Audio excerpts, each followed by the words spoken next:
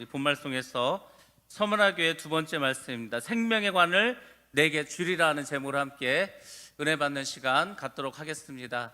3월이 되었고 또 우리가 이렇게 수요 예배로 이렇게 모일 수 있도록 하나님께서 은혜를 주셨습니다. 2021년이 이제 시작되어서 이제 추위는 많이 간 것 같습니다. 정말 새로운 새봄이 되었습니다. 우리가 계절이 4개나 있는데 봄에는 꼭 새자를 붙여서 새봄이라고 합니다. 여러분, 올해 새봄에는 더욱더 은혜로 충만하시기 바랍니다. 기쁨도 충만하시기 바랍니다. 여러분 안에서 샘솟는 주의 은혜가 있기를 주의 이름으로 축원합니다. 정말 강같은 평화가 흘러야 됩니다. 내 마음속에서 막 주체할 수 없는 내가 어찌 이렇게 하나님의 은혜 가운데 살아가고 있을까? 그렇지 않아요? 참 어려운 그런 세상인데 그래도 하나님이 함께 하심으로 우리가 이렇게 은혜 가운데 살아간 줄로 믿습니다.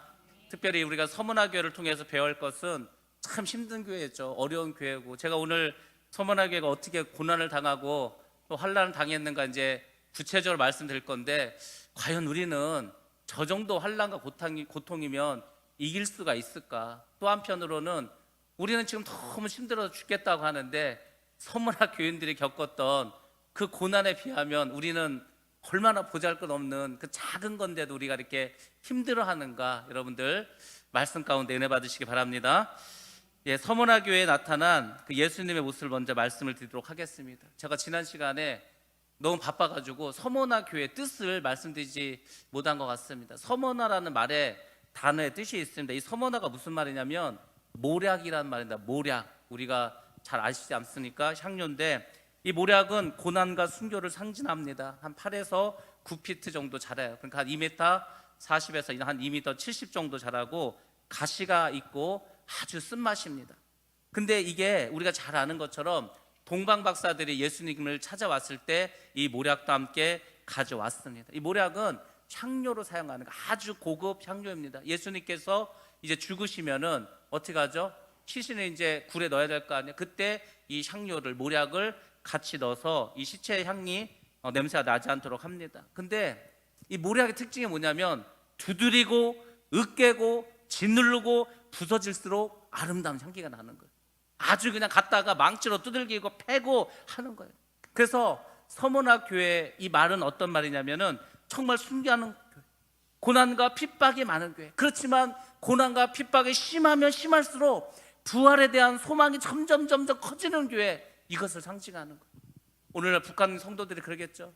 오늘날 많은 성도들이 예수를 믿는 것으로 인해서 순교당하고 있습니다. 공산권에서, 이슬람권에서, 많은 지역에서 그들이 순교당하고 있습니다. 그렇지만 그들의 마음속에서는 내가 핍박을 당해도, 내가 으깨어져도, 내가 부서져도 나는 이 그리스도의 그 사랑에 대해서, 주님께서 나에게 주신 이 은혜에 대해서 난 끊어질 수가 없다. 그래서 이들이 순교를 당했습니다.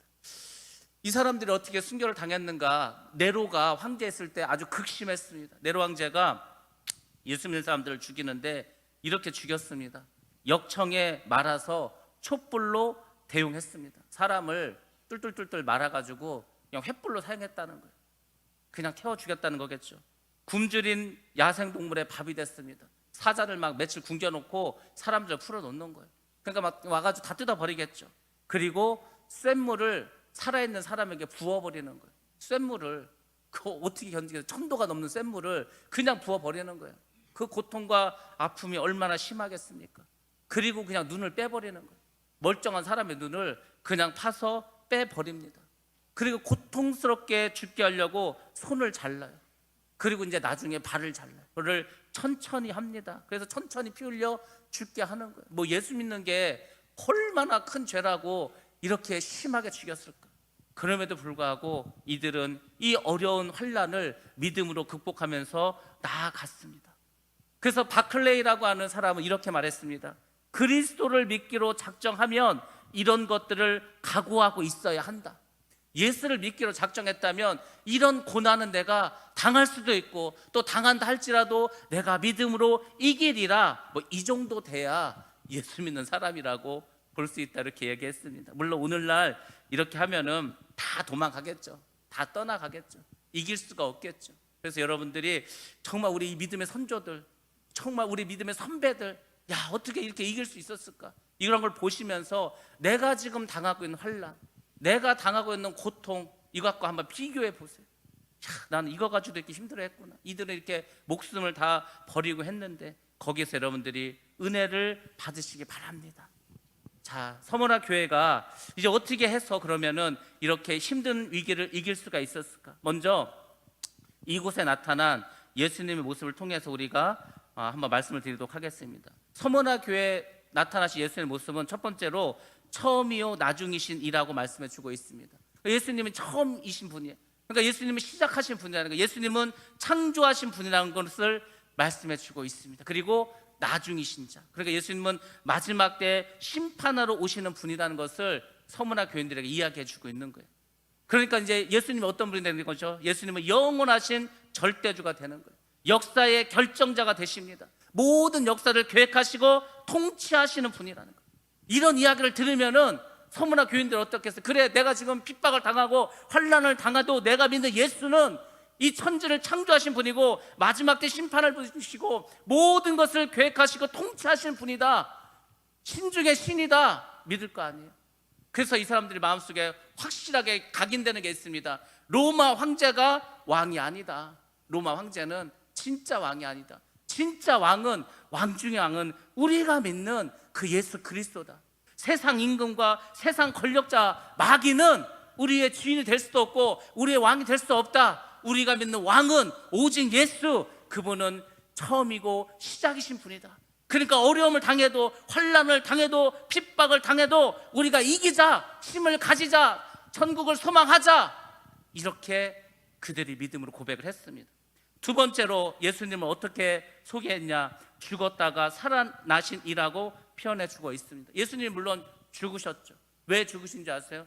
예수님은 육신을 가지고 이 땅에 오셨습니다. 그래서 예수님이 죽으셨다는 것은 예수님의 인성을 말하는, 예수님의 인성을, 그리고 살아나셨어요. 죽은 사람이 어떻게 살아나죠? 죽은 사람이 살아나는데 두 가지가 있어요. 죽은 사람이 살아납니다. 지금도 살아나요. 정말 의학적으로 죽었어. 심장이 멎었어. 근데 한 3일 지났는데 그냥 살아나는 거예요. 많이 있어. 우리나라도 그런 경험이 많이 있습니다. 근데 그건 부활이라고 하지 않습니다. 왠지 아세요? 그들은 그렇게 살아났다가 다시 죽었어요. 부활이 아닙니다. 예수님이 말하는 부활은 죽은 자가 살아나는데 영원히 죽지 않는 거예요. 영원히 죽지 않습니다. 예수님이 2000년 전에 죽으시고 부활하시고 지금 죽어 있습니까? 지금 살아 계시잖아요. 그래서 예수님이 부활하셨다고 하는 겁니다. 우리가 주님을 믿어서 받는 부활이 어떤 부활이냐면, 한번 우리가 죽었다가 예수를 믿음으로 부활한다면 영원히 죽지 않는 거예요. 영원히 죽지 않아야 영원한 천국에 갈 거 아닙니까? 영생을 얻어야 우리가 천국에서 살 거 아닙니까? 그래서 예수님께서는 우리의 부활이 되신다. 그러니까 아마 서머나 교인들은 그랬을 것 같아요. 내가 형장의 이슬로 사라진다 하더라도, 내가 사자밥이 된다 하더라도, 내 육신은 죽는다 하더라도 나는 주님을 믿음으로 부활할 것이다. 내가 부활하면 나는 영원히 살 것이다. 이런 믿음이 있는 줄로 믿습니다. 여러분도 이 믿음을 가져야 돼요. 여러분이 힘들다고, 뭐 어렵다고, 사람들이 어렵고 힘들면 어떻게 하죠? 죽어버려요. 자살해버려요. 그럴 필요가 없어요. 내가 아무리 힘들어도 나는 주님을 믿음으로 나는 부활할 수 있다. 예수님 물론 육신으로는 다윗의 혈통으로 태어나셨습니다. 성결의 영으로는 죽은 자 가운데서 부활하셨습니다. 그래서 하나님의 아들로 인정을 받으십니다. 이게 굉장히 중요한 거예요. 초대교인들에게 이거 같이 중요한 소망이 없습니다. 예수님이 십자가에서 죽으셨대. 죽었다고 끝나면 뭔 의미가 있겠어요? 근데 다시 살아나셨대. 그리고 그분이 하늘로 올라가셨대. 올라가면서 다시 우리를 데리러 오신다고 하셨대. 천국에 가서 우리가 살 집을 지을 거라고 하셨어. 그분이 우리를 구하러 다시 오신다고 했어. 이것을 믿었어. 그리고 예수님은 진짜 하나님의 아들이구나, 이렇게 인정을 받았습니다. 우리 로마서 1장 3절과 4절 말씀 같이 한번 보도록 하겠습니다. 함께 봅니다. 시작. 그의 아들에 관하여 말하면 육신으로는 다윗의 혈통에서 나셨고 성결의 영으로는 죽은 자들 가운데서 부활하사 능력으로 하나님의 아들로 선포되셨으니 곧 우리 주 예수 그리스도시니라. 아멘. 예수님은 이런 분이십니다. 그래서 서머나 교인들에게 이렇게 예수님을 소개해 주고 있습니다. 그리고 서머나 교인들을 칭찬하는 내용이 나옵니다. 그게 바로 9절 말씀입니다. 9절 말씀에 이렇게 나옵니다. 내가 너희의 환난과 궁핍을 아노니, 안다는 거예요. 내가 너희의 환난을 안는 환난. 여기서 환난이라고 쓰여진 단어가 헬라어로는 들립시스라는 단어를 사용했습니다. 들립시스. 이 들립시스가 어떤 말이냐면 물체의 중압에 눌려서 산산이 깨지는 거예요. 여러분 한번 생각해 보세요. 엄청나게 무거운 짐을 여러분이 그 짐이 여러분을 짓는다고 생각해 보세요. 사람들이 너무 부담이 많고 너무 무거운 짐을 지면요 쓰러져 버려요. 그리고 그 무게 이기지 못해서 그냥 다 뻗어 버립니다. 그게 바로 들리시스예요. 감당할 수 없는 무게에 짓눌리는 상태. 그러니까 여러분들 지금 힘들죠. 환난을 당한다고 하신 분들도 있어요. 그 환난의 무게가 얼마나 큰지 내가 뭐 도저히 견딜 수가 없어. 이 중압감에 내가 견딜 수가 없어. 정말 인간이 느낄 수 있는 최고의 중압감. 지금 서머나 교인들이 그런 환난을 겪고 있습니다. 그런 환난, 정말 견딜 수 없는, 도저히 내가 어떻게 할 수 없는. 근데 주님이 그걸 아신다는 거예요. 그리고 너의 궁핍도 안다고 말합니다. 궁핍, 쉽게 말하면 가난 안에 가난. 이 궁핍이라는 단어가 두 가지가 있는데 페네스라는 단어가 있습니다. 이 페네스는 상대적 가난이에요. 내가 조금 먹고 살만한데 나보다 잘 사는 사람 너무 많어. 뭐 20억, 30억짜리 아파트 사는 사람이 있어. 난 2억, 3억짜리 사는데 나는 저 사람들 비해서 너무 가난하다. 이렇게 생각하는 게 페네시스입니다. 페네스랍니다. 페네스라는 단어입니다. 근데 이런 가난이 아니고 여기서 궁핍은 어떤 단어를 썼냐면 푸토케이아라는 단어를 썼어요. 푸토케이아는 어떤 말이냐면 전혀 한 푼도 없는 거지. 정말 우리나라 말로 땡전 한 푼 없어요. 돈이 하나도 없어요. 그런 상태를 말합니다. 절대적인 가난이 아무것도 가진 게 없어요. 구걸해야 연명할 수 있는 거지 상태. 지금 서문학교인들이 이런 상태라는 거예요. 그 환난으로 인해서 중압감에 견딜 수가 없고 돈이 땡전 한 푼 없고 먹을 게 하나도 없어요. 왜? 재산 다 뺏겨버렸잖아요. 직업을 다 잃어버렸잖아요. 그냥 아무런 재산이 없는 거예요. 그런 거지와 같은 상태라는 거예요. 근데 중요한 건 주님께서 그것을 안다라는 거. 안다. 저는 이 안다라는 단어를 도대체 어떤 단어를 썼을까 영어로 봤다가 그냥 노우라고 써서 이건 아닌 것 같아서 다시 헬라어를 찾아봤더니 오이다라는 단어를 썼어요. 오이다. 이 오이다가 무슨 말이냐면 좀 인식한다는 거예요.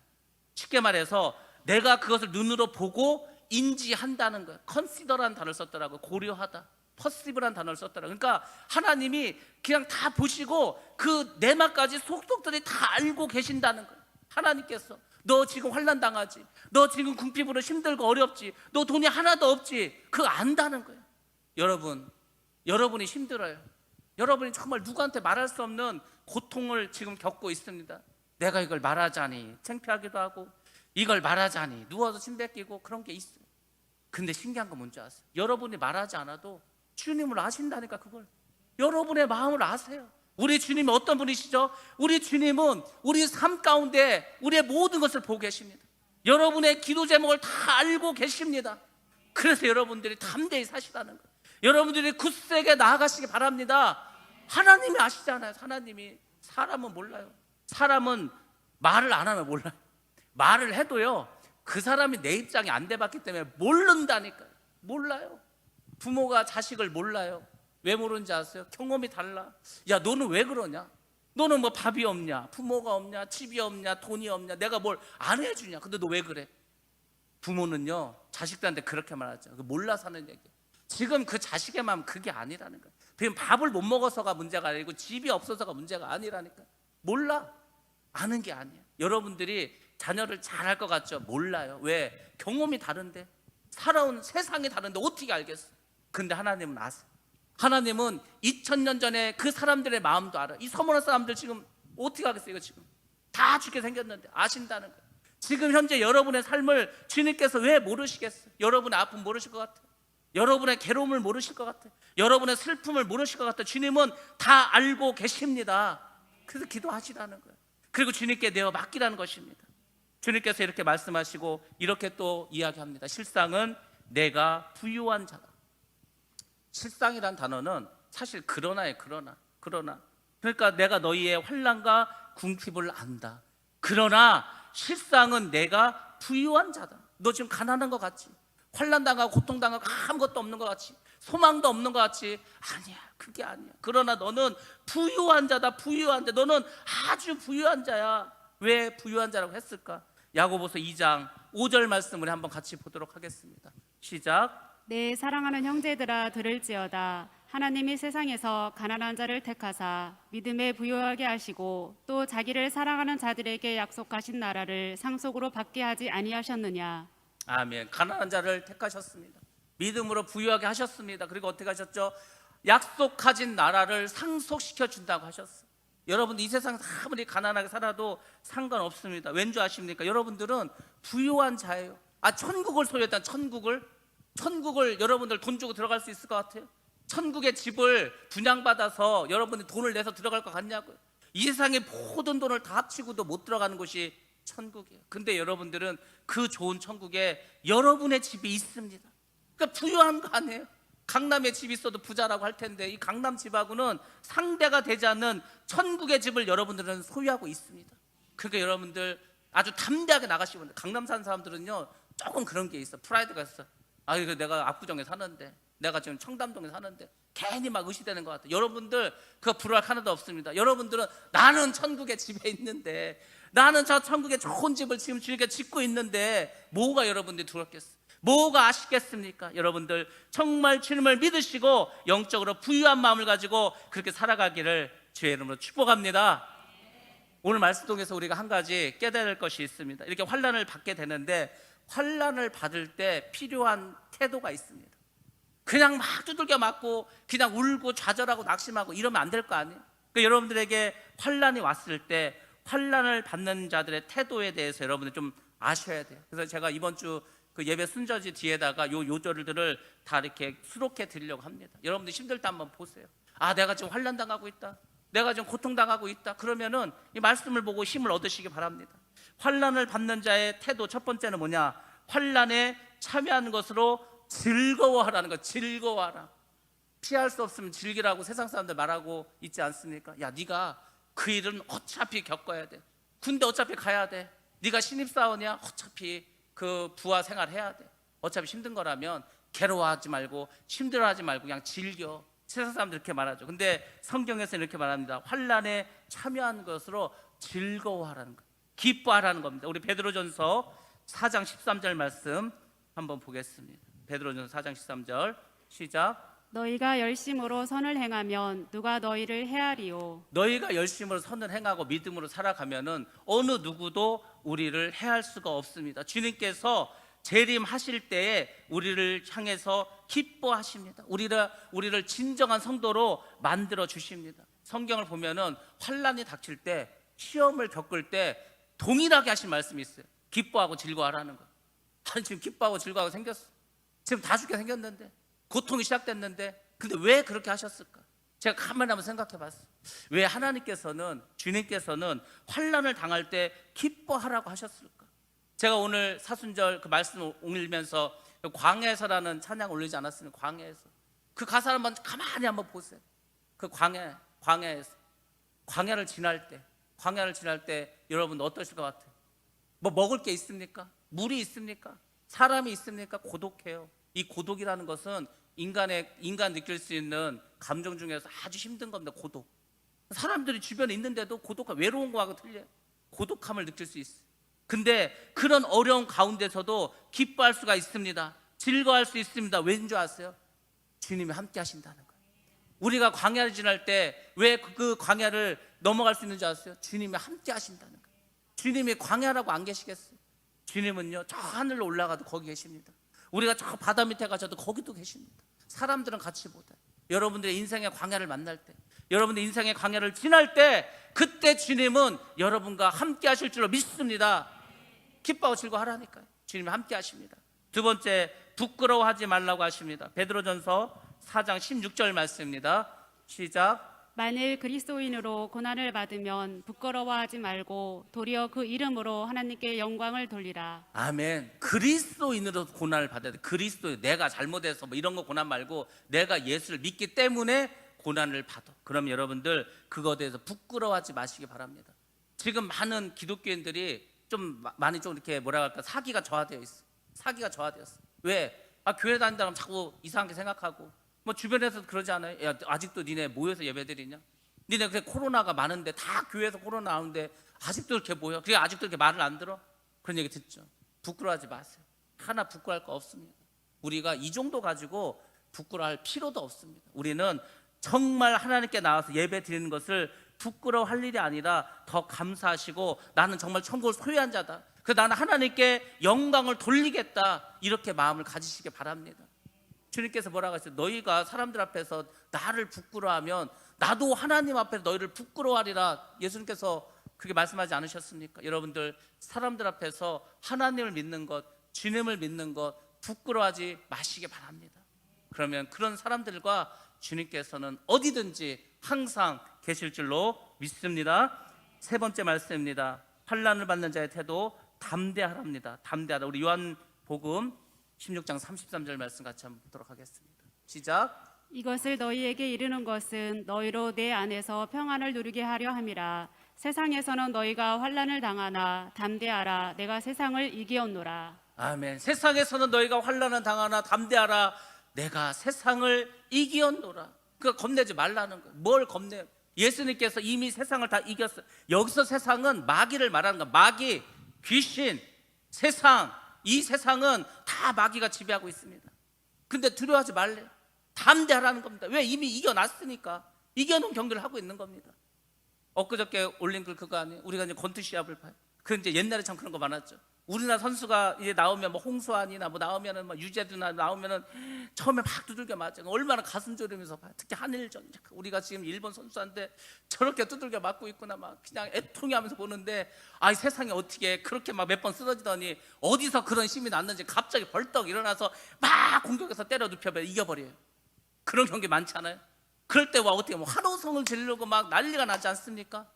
예수님이 그거라는 거예요. 예수님이 십자가에서 죽으시고 예수님의 무덤에 있을 때는 다 끝난 것 같았어요. 다 진 것 같았어요. 아, 근데 세상에 부활하셔서 사망 권세를 이기셨다니까요.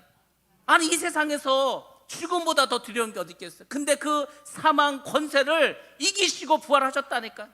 그러니까 예수님께서 사망을 이기셨어요. 세상을 이기셨습니다. 마귀를 이기셨습니다. 그러니까 담대하라는 거예요.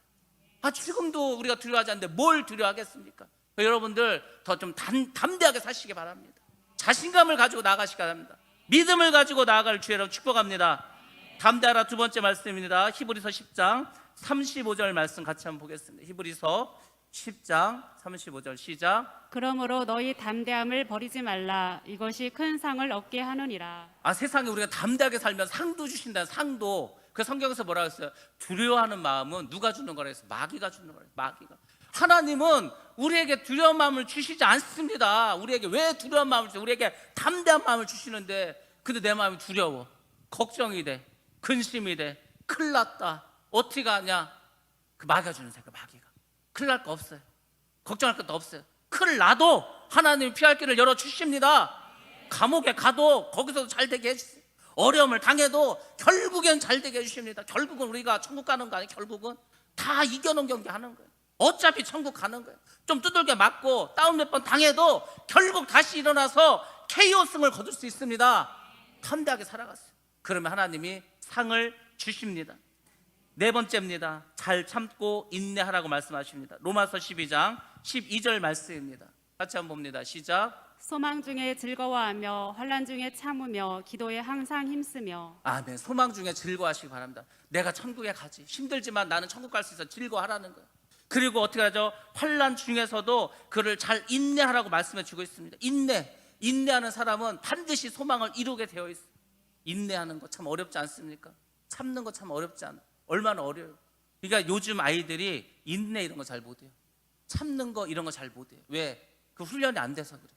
저희는요, 어릴 때마다 학교 다닐 때도 맨날 하는 얘기가 뭐 그런 얘기 안 해. 무슨 뭐 인내는 뭐 쓰지만 그 열매를 달다. 맨날 책상에 붙여놓고 뭐 사당오락 붙여놓고 막 그렇게 사는 거예요. 그러니까 그 당시는 잘 살아보자는 거야. 우리 한번. 우리 지금 못 살지 않아요. 우리가 못 사니까 한번 잘 살아보자.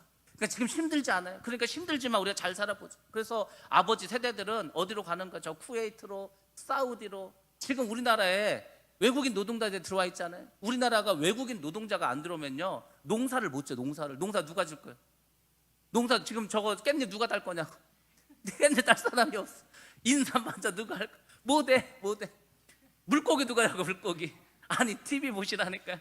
이렇게 배 타고 뭐 이렇게 오징어 잡고 뭐 하면요, 생긴 거는 한국 사람 같은데 아니야, 뭐 몽골에서 오고 중국에서 오고 네팔에서 오고 맨 그냥 동남아에서 들어왔어. 아, 물고기를 못 잡는다니까. 공장 뭘로 돌릴 거예요? 사람이 없는데. 그렇죠. 한국 사람이 그랬어. 70년대 후반 80년대 초반에요. 사우디로 쿠웨이트로 막 나갔다니까. 그러니까 참 그 아버지 세대들도 고생 많이 하셨죠. 그렇지 않아요? 그래서 내가 사우디 가서 3년이고 5년이고 정말 피땀 흘려 돈 벌어서 한국에 보내서 내가 지방칸 하나 사야지. 그 소망이 있었다니까. 그래서 참았어요. 그래서 인내할 수 있었어요. 지금 이 외국인들도 얼마나 가고 싶겠어요. 근데 한번 생각해 보세요. 지금은 스마트폰이 있잖아요. 지금은 보고 싶으면 쉬는 시간에 영상 통화라도 하고 있잖아요. 그러면 틀려요. 얼굴도 보고 목소리도 나누고. 옛날에 70년대 80년대는 그런 게 어딨어. 그런 게 편지 한번 쓰면은 한 달 걸려. 한 달. 그렇잖아요. 그러니까 그거를 이기고 그걸 인내하고 그렇게 사셨다니까요. 엄마들은 그 돈 받아가지고 적금 들어가지고 개 들어가지고 집 사고. 그게 참을 수 있는 거예요. 소망이 있으니까. 그래, 우리가 몇 년만 고생해서 지방칸을 마련해서 우리 새끼들 잘 키우자. 그 소망이 있었잖아요. 견디었어요. 지금 애들 태어나 보니까 집은 다 있어. 기본적으로 집에 차도 다 있어. 그러니까 별로 그렇게 참을 것도 없고 인내할 것도 없어. 그렇지만 우리는 이 인내하는 걸 배워야 됩니다. 믿음이라는 게 다른 게 아니에요. 인내할 줄 알아야 됩니다. 참을 줄 아는 거예요. 힘들죠. 어렵죠. 그 한번 생각해보세요. 저는 지금도 그게 늘 뇌리에 있어요. 제가 이제 목사 안수를 받기 위해서 훈련을 받는데 작년에 이제 총회장 하신 목사님이 그분이 이렇게 이제 오셔가지고 그런 말씀하시더라고요. 자기 아버지가 목사님이고 자기도 목사인데 대구에서 목회를 하는데 너무 목회가 힘들다는 거. 나 이제 목회 그만둬야 되겠다. 힘들어서 못하겠다. 근데 이제 뭐 또 목회를 그만둘 수는 없고 대구라도 떠나자. 그래서 이제 아버지한테 제가 이제 대구에서는 못하겠습니다. 제가 차라리 서울 가서 하겠어. 서울 가서 좀 해보겠다고 막 얘기를 했다는 거예요. 그러니까 이제 그 아버지 목사가 그랬다는 거예요. 그래, 그렇게 해. 그럼 사는 얘기가 야 근데 뭐 102호에서 103호로 방을 바꾸면 뭐가 좀 더 나아지냐? 똑같다는 거예요. 대구가 힘들면 서울도 힘든 거예요. 다 어차피 힘든 거예요.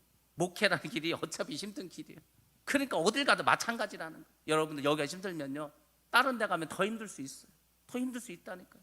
그러니까 우리가 어떻거나 이기는 거예요. 어쨌거나 믿음을 나아가는 거예요. 그리고 소망을 갖는 거예요. 반드시 이 문제 해결받을 것이다. 반드시 이 문제가 다 이제 눈 녹듯이 다 사라질 것이다. 그걸 소망하고 나가면 그 사람은 인내함으로 승리할 수 있습니다. 그래서 인내하시라는 거예요. 그래서 참으라고 합니다. 우리 데살로니가후서 1장 4절 말씀도 한번 같이 보도록 하겠습니다. 시작. 너희가 견디고 있는 모든 박해와 환난 중에서 너희 인내와 믿음으로 말미암아 하나님의 여러 교회에서 우리가 친히 자랑하노라. 아멘. 그러니까 주님도 아신다는 거. 너희도 힘들잖아. 너희도 어렵잖아. 주님이 아셔. 그 다른 교회에다가 너를 자랑한다는 거야. 야 서문화 교회 봐라. 서문화 교회. 저 순교하는 교회지 않냐? 저렇게 핍박당하지 않냐? 세상에 네로 왕자가 사람을 그냥 산채로 센 벌을 붙지 않냐? 그래도 찾잖아. 그래도 인내하잖아. 근데도 견디잖아. 근데 너희들은 지금 엉뚱한 짓 하고 있냐? 너희는 부유하다고 하면서 가진 게 많다고 하면서 좋은 옷 입고 있다고 하면서 그러면서 영적으로 너희들은 이렇게 다 죽어 있는데 영적으로 너희들은 헐벗고 있는데 영적으로 다 지금 죽은 상태인데 이걸 지금 모르냐고. 주님께서 여러분들의 이 인내를 다 알고 계십니다. 그리고 이 인내는 많은 사람들에게 이제 자랑거리로 또 간증거리로 그렇게 남을 줄로 믿습니다. 그래서 끝까지 인내한 여러분 다 되시기 바랍니다. 5번째입니다. 낙심치 말라고 말씀해 주고 있습니다. 에베소서 3장 13절 말씀 같이 한번 봅니다. 시작. 그러므로 너희에게 구하노니 너희를 위한 나의 여러 환난에 대하여 낙심하지 말라. 이는 너희의 영광이니라. 아멘. 낙심하지 말래요. 왜? 낙심하지 않고 이 어려움을 이기면 그것이 바로 우리의 영광이 된다고 이렇게 말씀해 주고 있습니다. 사실 여러분들이 낙심하지 않고 그냥 부지런히 가잖아요. 그냥 무슨 황소 마냥 그냥 가는 거예요. 그러면 나중에 어떻게 되냐면 때가 이름에 열매를 거둡니다. 반드시 걷게 돼 있어요. 반드시 걷더라고요. 그게 10년이 됐던 20년이 됐던 30년이 됐던 일평생이 됐던 아니면 죽어서 주님 앞에 가서라도 그 열매를 여러분들이 반드시 거둘 수 있게 됩니다. 낙심하지 마세요. 낙심 뭐예요? 낙심. 마음이 떨어졌다는 거 아니에요? 뚝 떨어져 버려요. 이게 낙심을 해버리면요 아무것도 못해요. 우울증 환자의 가장 큰 문제가 뭐냐면 낙심해버린 거예요. 먹고 싶은 것도 없고 가고 싶은 것도 없고 재밌는 것도 없고 아무 마음속에서 뭐가 일어나질 않아. 마음이 뚝 떨어져 버려서 살고 싶은 생각이 없는 거예요. 몸도 축 처져 있지 마음도 축 처져 있지 어떻게 할 거 어떻게 할 거. 제가 계속 마음속에 숙제처럼 남아있는 게 있어요. 제가 이제 하나씩 이제 뭘 해가고 있어요. 새벽 예배도 시작했고, 그다음에 이제 유튜브도 시작했고, 뭐 이렇게 자꾸 하는데, 그래도 마음속에 큰 숙제가 있는데, 그게 뭐냐면 혼자 계시는 분들, 아파서 교회 나오지 못하는 분들, 이분들에게 제가 그 전화를 한 번씩 다 이렇게 해봤어요. 근데 너무 좋아하시는 거예요. 한 번도 뵌 적도 없어요.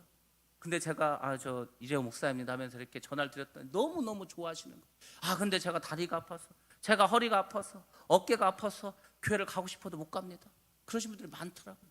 저분들에게 계속 전화를 할 수도 없고, 혼자 갈 수도 없고, 그래서 그게 계속 마음속에 남았어요. 그러다가 이번 주에 이제 제가 그런 이제 마음을 주셨습니다. 하나님께서 우리가 그냥 신방 대원을 몇 번을 이렇게 조직을 하는 거예요. 그냥 평일날 낮에 계시는 분들. 그래서 하루를 나를 잡는 거예요.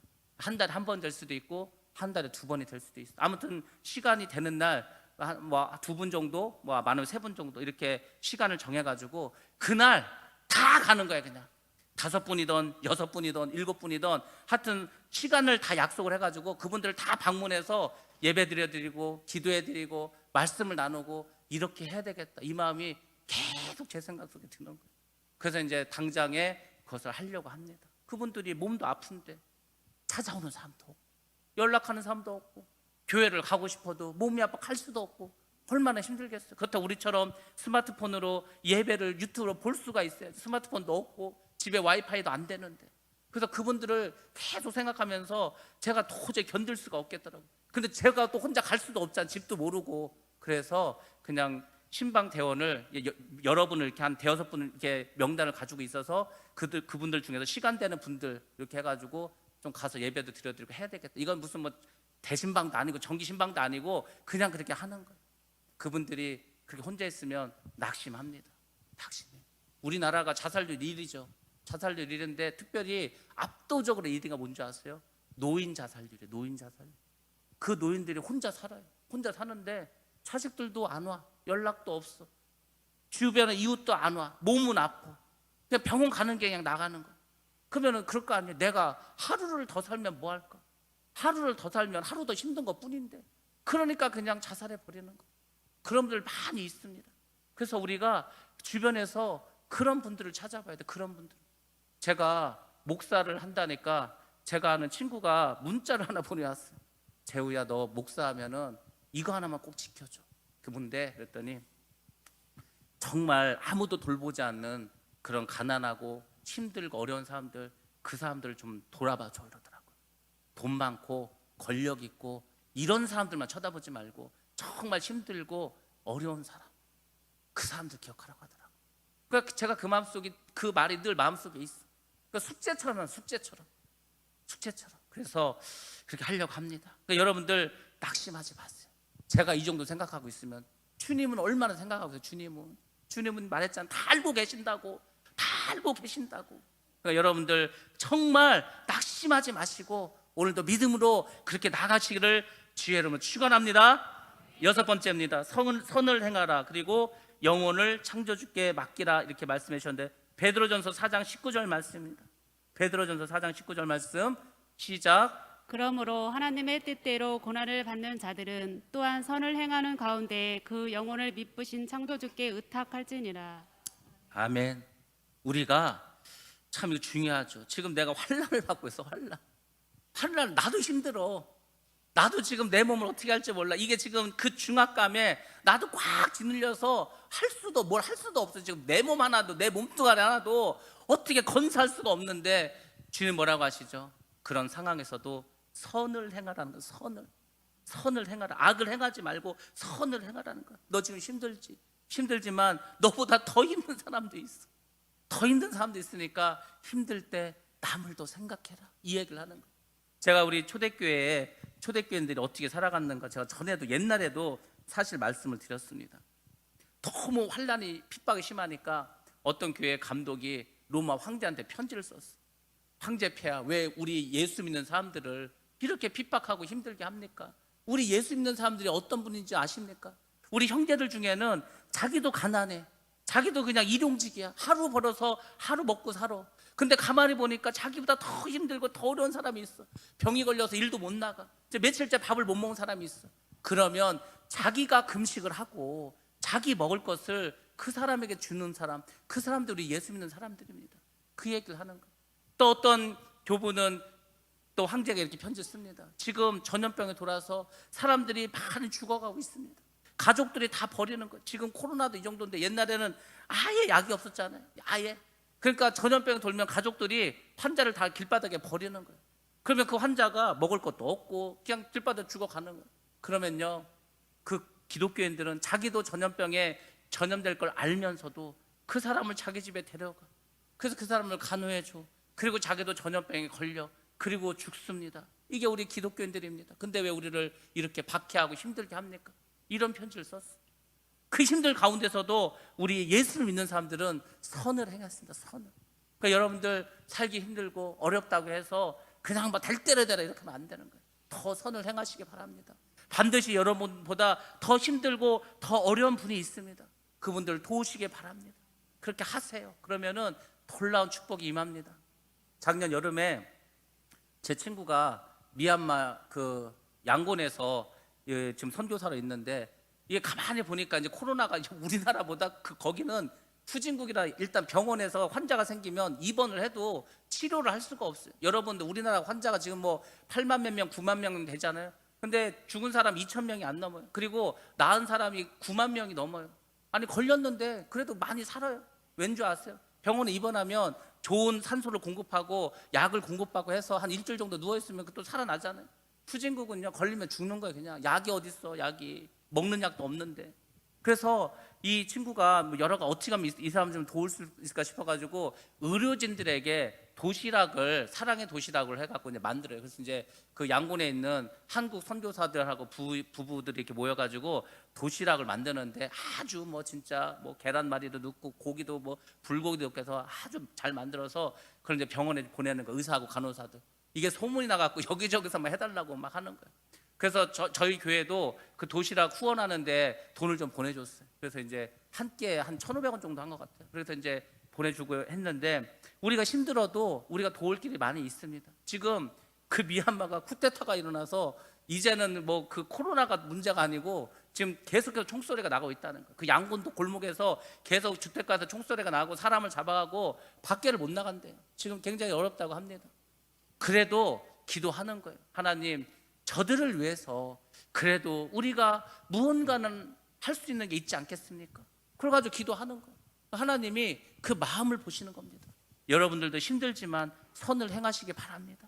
그러면 하나님께서 어떻게 하시는가? 여러분의 삶을, 여러분의 영혼을 정말 주님께서 책임져 주십니다. 정말 여러분들이 죽는다 해도 그게 끝이 아니고 반드시 하나님께서 면류관을 주신다고 이렇게 약속해 주셨습니다. 꼭 상이 아니더라도 여러분들 정말 어렵지만, 다도 어렵지만, 다도 힘들지만 그래도 더 어려운 자를 바라보시고 선을 행하시기 바랍니다. 이것이 우리가 환난을 받는 자들의 태도입니다. 여러분들 이렇게 한번 살아가 보세요. 이렇게 한번 힘쓰시기 바랍니다. 그러면 하나님께서 정말 상급을 주십니다. 환난을 참는 자에게 하나님께서 상급을 주시겠다고 우리에게 약속해 주십니다. 첫 번째는 어떤 그 상급을 주시냐면 안식을 얻게 해주신다고 합니다. 우리 데살로니가후서 1장 7절 말씀 같이 한번 보겠습니다. 시작. 그러므로 환난을 받는 너희에게는 우리와 함께 안식으로 갚으시는 것이 하나님의 공이시니 주 예수께서 자기의 능력의 천사들과 함께 하늘로부터 불꽃 가운데 나타나실 때에. 아멘. 우리와 함께 안식으로 갚아주시는 거예요.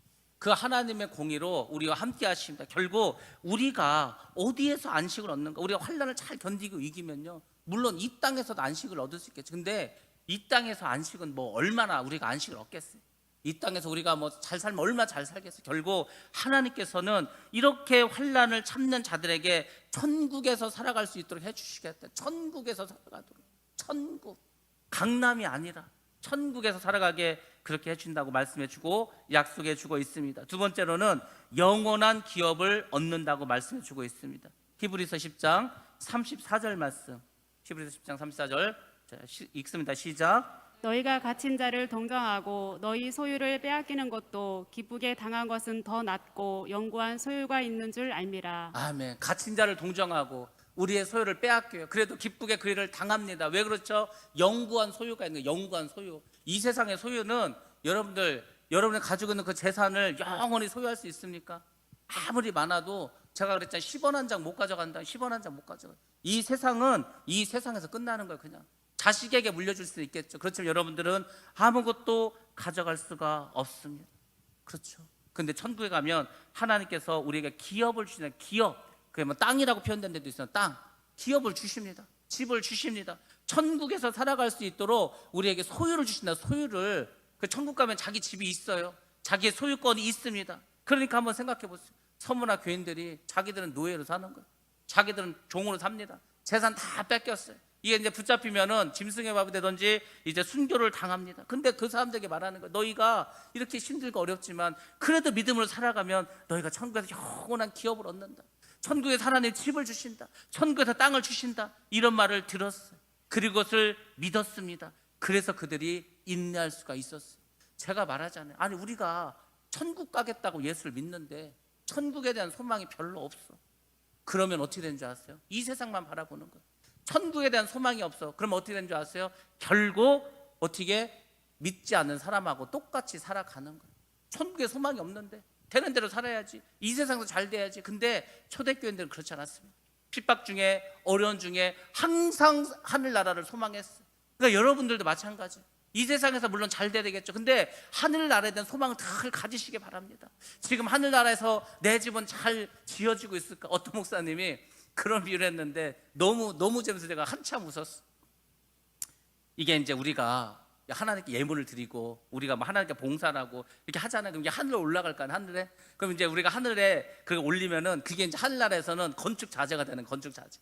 그러니까 이제 어떤 천사는 항상 막 올라오니까 막 계속 집을 크게 짓고 막 짓는 거예요. 근데 어떤 천사는 옆에 앉아서 담배만 피고 있다는 거, 담배만. 그래서 왜 너는 일 안 하냐니까 아무것도 안 올라오고 있다는 거. 뭐 올라와야 질 거 아니냐고. 지금 여러분의 천사가 그 하늘나라에서 그냥 앉아서 뻐끔뻐끔 담배만 피고 앉아 있습니까? 아니면 그냥 계속 정신없이 막 집을 짓고 있습니까? 그래서 제가 항상 말하잖아요. 우리가 하나님께 드리는 것은 물론 물질을 드리죠. 근데 그 물질에 우리의 마음도 담아야 되는 거예요. 우리의 사랑도 그 물질에 담아야 되는 거예요. 우리의 정성도 우리의 봉사도 다 담아야 되는 거예요. 그리고 올려드리는 거예요. 그리고 그래야지 그것을 막 여러 개 질 거 아닙니까? 여러분들 정말 하늘나라를 소망하고 그 하늘나라의 기업을 믿으시기 바랍니다. 그러면 하나님께서 정말 상급을 주세요. 그래서 하늘나라에 가면 상급이 사람마다 전부 다 다릅니다. 우리가 이 세상에서 한 대로 하나님이 갚아주십니다.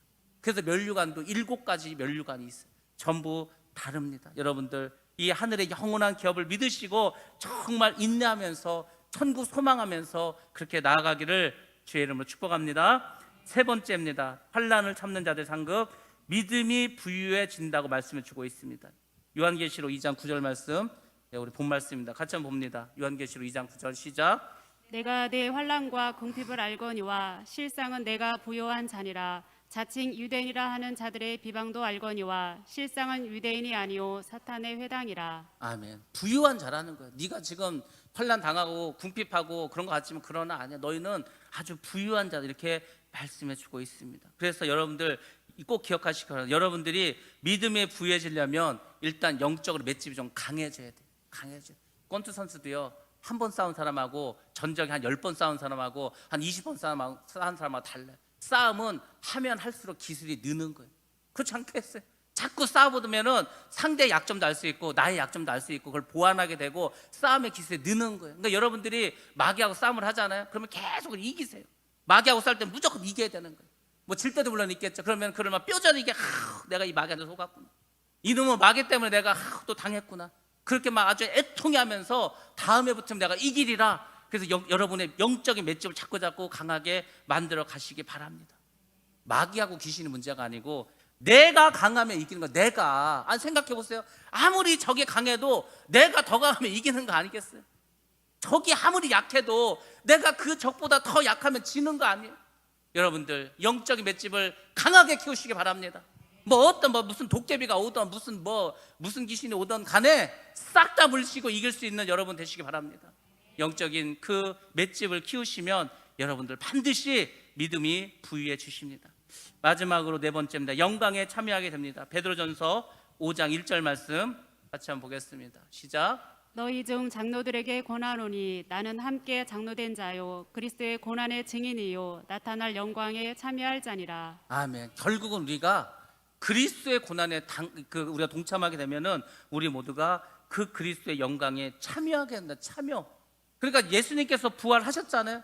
그러니까 이제 마지막 때 예수님이 부활하실 때 우리가 그 부활에 동참하는 거, 참여하는 거예요. 그러니까 주님과 동행하신 사람들이 주님이 오셨을 때 그 부활에 동참하게 되는 거, 동참, 같이 올라가는 겁니다. 그리고 로마서 8장 18절 말씀도 우리 같이 한번 보겠습니다. 시작. 생각하건대 현재의 고난은 장차 우리에게 나타날 영광과 비교할 수 없도다. 아멘. 뭐 이런 말씀 들으면은 가슴이 뛰지 않습니까? 현재의 고난 엄청나게 힘들어. 그래서 지금 힘들어. 근데 한번 생각해보세요. 야, 내가 지금 이렇게 고난을 당하지만 장차 받을 그 상급, 장차 받을 그 영광, 이걸 생각하면 못 이기겠어요. 못 이기겠냐고. 제가 그랬잖아요. 의대 간 애들 얼마나 새벽 3시까지, 새벽 4시까지도 해요. 공부요? 어마어마하게 해요. 세상에 뭐 상상을 초월하게 공부합니다. 걔네들이 그 공부하는데 무슨 힘을 할 것 같아요? 내가 지금 이렇게 힘들지만, 내가 이렇게 어렵지만, 그래 내가 의대 가서 의사가 되리라. 그 생각을 한다니까. 그래서 힘들고 어려운데 그걸 가더라고. 고시 패스한 사람도 마찬가지죠. 인생에서 어떤 일을 하는데 정말 그 성공을 하겠다는 사람들 얼마나 최선을 다하는지 몰라요. 근데 한번 생각해 보세요. 우리의 신앙생활은 그럼 대충 해도 되나요? 의대 가겠다고, 고시 패스하겠다고, 죽어라 공부하고 성공하겠다고 그렇게 노력을 하면서 천국 가는 거는 그냥 거저가나요? 사람들이 너무 값싼 은혜에 빠져가지고 내가 예수 믿어, 교회 다녀, 또 천국 가는데 뭐가 문제야? 그렇게 해가지고 천국 못 갑니다. 천국 가는 거요? 그렇지 않아요. 여러분들이 환난을 이기고 정말 고난 가운데서도 그 영광을 생각하면서 눈물과 수고를 의대 가고 서울대 가고 무슨 고시 패스한 것보다 더 땀 흘리고 피 흘리고 해야 가는 게 천국이에요. 사실 그렇게 한번 살아보시기 바랍니다. 그것이 주님을 기쁘시게 하는 길인 줄 믿습니다. 이렇게 칭찬을 받았습니다. 내가 너희 환난과 궁핍을 안다. 두 번째 칭찬은 이것입니다. 자칭 유대인이라 하는 자들 곧 사단의 회에 해방이 있었다. 그러니까 좀 예수를 믿으려고 하면 유대인들이 와가지고 계속 해방을 하는 거예요. 예수 제대로 못 믿고 제대로 살아갈 수 없게 만듭니다. 이 자칭 유대인들이 누구냐면 육적으로는 유대인이에요. 그러니까 유대인이에요. 아브라함 후손들입니다. 근데 영적으로 뭐냐? 육신의 유대인이에요. 육신의 유대인. 형식적인 할례당입니다. 율법주의자들입니다. 교회를 핍박하는 자들입니다. 그래서 사단의 회라고 해서 회. 여기서 회라는데 다른 말로 회당이에요. 회당. 시나고. 유대인들이 10명만 있으면, 남자 10명만 있으면 만들 수 있는 게 회당입니다. 회당. 어디를 가서 살더라도. 그러니까 이건 사단의 회라는 거예요. 절대로 하나님 믿는 사람 아니에요. 겉으로 볼 때는 하나님 믿는 사람 같아. 겉으로 볼 때 뭐 이렇게 하나님의 자녀 같다. 근데 그렇지 않다는 겁니다. 회방하는 자라는 회방. 이 회방이라는 단어를 잘 봐야 됩니다. 회방이 여기서 어떤 단어를 썼냐면은 블라스페미아라는 단어를 썼습니다. 이 블라스페미아가 어떤 말이냐면 아주 강한 단어를 이 뜻을 갖고 있어요. 이간시키다는, 이간시키다. 결국 어떻게 회방을 하는가? 이간시키는 거예요. 사람을 이간시키는 것 같이 마귀 짓이 없습니다. 마귀가 무엇으로 교회를 파괴한 줄 아세요? 아니 그 큰 교회가, 아니 그 멀쩡한 교회가, 그 사람이 많고 사랑이 많고, 아니 그렇게 훌륭한 교회가 어느 순간 그냥 와르르 무너져 버렸어. 그럼 이제 보잖아요. 뭐가 있는지 아세요? 이간질하는 마귀가 다 역사는 이간질. 마귀는 교회에 들어와서 사람을 이간질 시킵니다.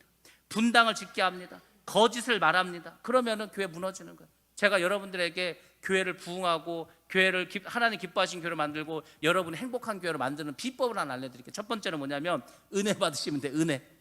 은혜를 받으면요 그냥 다 내 탓이에요. 내 탓이요. 다 내 탓이요. 서로 그냥 정지하는 게 아니고 내가 미안해, 내가 잘못했어, 이렇게 됩니다. 그러면서 어떻게 되는지 아세요? 서로 사랑하게 되는 거예요. 그게 마귀를 이기는 길입니다. 그게 마귀의 이간질을 이기는 길인 줄로 믿습니다. 그 은혜 받으시라니까. 막 뜨거워야 되는 거, 막 가슴이 뜨겁고 막 그냥 하나님의 은혜만 생각하면 너무너무 눈물이 나고 서로 사랑하고. 그러려면 여러분들이 기도하셔야 되는 거예요. 말씀을 들으셔야 합니다. 그리고 말씀대로 순종하셔야 합니다. 그래서 제가 여러분에게 좋은 약을 하나 소개해 드리려고 합니다. 제가 뭐 몇 분들한테는 이렇게 말씀드렸지만 우리 저 일산에 가면 일산에 제자 강성교회라고 있습니다. 거기 박한수 목사님이라고 계세요. 이분이 시리즈 설교를 하세요. 그래서 뭐 그동안 뭐 몇 년 동안 시리즈로 해갖고 뭐 여러 가지 시리즈 설교를 했습니다. 근데 제가 아예 밴드에다가 이거 링크를 걸으려고 그래요. 그분이 이제 그 했던 시리즈 설교 중에서 작년 8월부터 시작했던 그 시리즈가 뭐냐면 리메이크예요. 리메이크. 우리가 다시 한번 우리의 신앙을 한번 만들어보자. 다시 한번. 근데 제가 볼 때는 다시 만드는 게 아니고 아예 없었어. 우리의 믿음이, 우리의 신앙이. 뭐 믿는다고 했는데도 제대로 모르는 게 많아. 그래서 그거를 한번 쭉 들어보시기 바랍니다. 아, 이게 예수 믿는 거구나. 아, 이렇게 하는 게 하나님 기뻐하는 거구나. 아, 이렇게 해야 예수 믿는 사람들의 삶이구나. 어떤 분들은 그분의 설교를 들으면 너무 강하대요.